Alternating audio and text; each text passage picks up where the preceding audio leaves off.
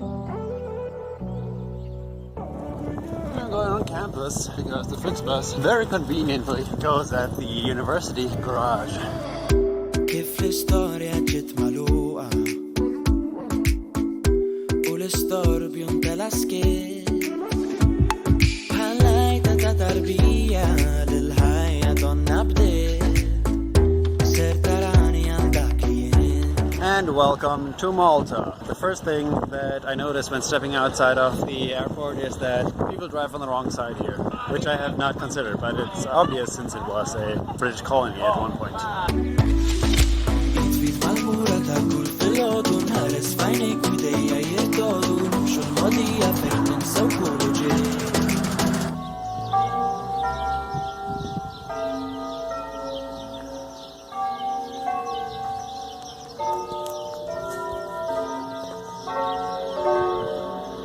I am almost at my Airbnb.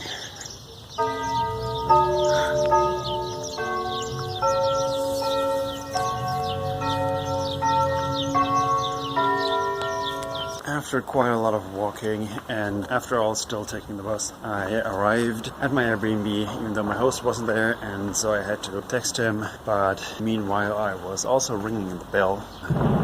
Luckily, other guests who were also there coincidentally opened the door. It all worked out. And now, while the cannons are firing in the background, I am going to have my first Maltese meal. And I had the borgioli, which are Maltese-style roulades with some salads. It was okay. Reminded me of home a little bit. And it's Monday. Yesterday everything was very quiet. I think it's because it's Sunday.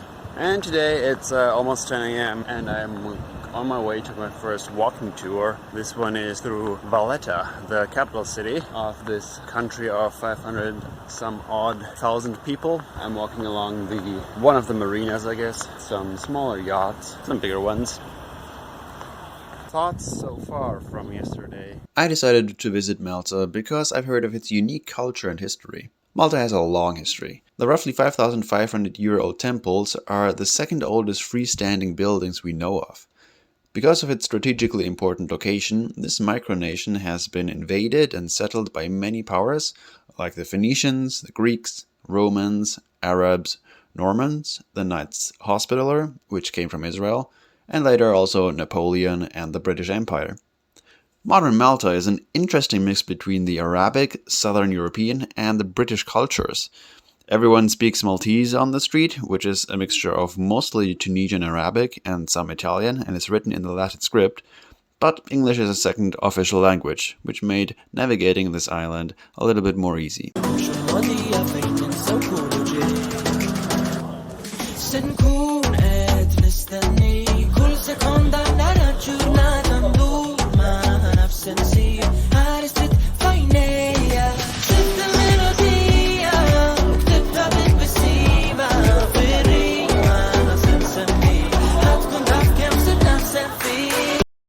After a great walking tour of Valletta, the capital city, I'm going to work on my presentation for the conference in a few days in a chocolate cafe.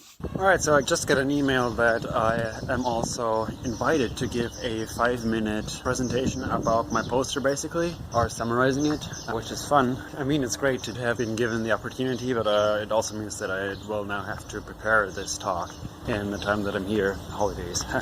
But, you know, I just have to spend half of the days working. Anyway, how I planned it, but it's difficult to do, given all these opportunities for sightseeing. Anyway, some things that we have learned on the tour is that the word Malta comes from the ancient or old Greek word for honey, milite, I think. And that is either because Malta was known for making honey, or it is because of the honey colored limestone that they have here. Another bit of trivia is that in World War II, this is per area the most bombed spot ever. So I find it amazing that all these houses have been restored, and it does not look like post-war architecture like in any other places in Europe especially. The cities behind me have also been the setting for many movies in the past. like Gladiator. This year, I guess, there will be Gladiator 2 filmed over there, or Game of Thrones as well, or the latest Jurassic Park or World movie. That is the #1 traditional dish of Malta, rabbit stew, with a side of rabbit liver, which was excellent, also with excellent view. And the major reason why rabbit is so popular here is because there is no big game meat, or also, I haven't seen any cows here, so everything is really dry and probably not that great for grazing animals. And yeah, so the Templars brought the rabbits here when they came from the Greek islands in Jerusalem. And as a dessert, another local specialty, an imkaret. That is a fried date pastry. Very sweet, extremely good, very sweet.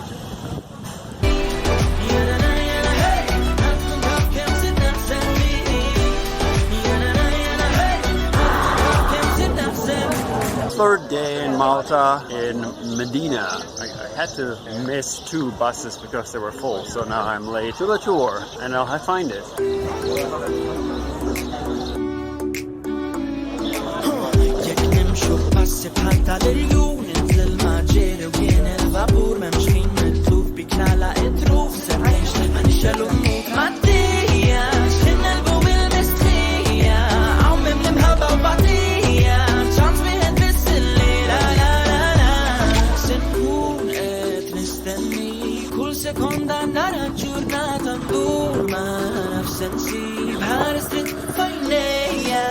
I still called the tour, and it was, again, great. Medina is a tiny town with like 300 inhabitants nowadays at least, and it was the first capital of Malta, which means that it is a lot older. And I'm here near Rabat, which is right next to Medina. To me, it's always amazing to hear all these little like stories of how people actually lived and like connected with the architecture, because that's what we still have. And now another local specialty, those are pastizi. Those are pastries filled with typically ricotta cheese or peas or chicken. Like the German savory pastries, basically. And another specialty that I got takeout for, this is bebush. Yes, those are snails. I have had snails before in West Africa, in Côte d'Ivoire, and it was pretty, like the stew was pretty good. The snails were hit or miss. Bon appetit. Yeah, they're very soft. They don't taste like much, but the stew, again, is very flavorful, very tasty. It's only $9 for this thing. I think it's a good deal. Don't be afraid, like it's not slimy at all or anything. The texture is a bit like the spongy mushrooms.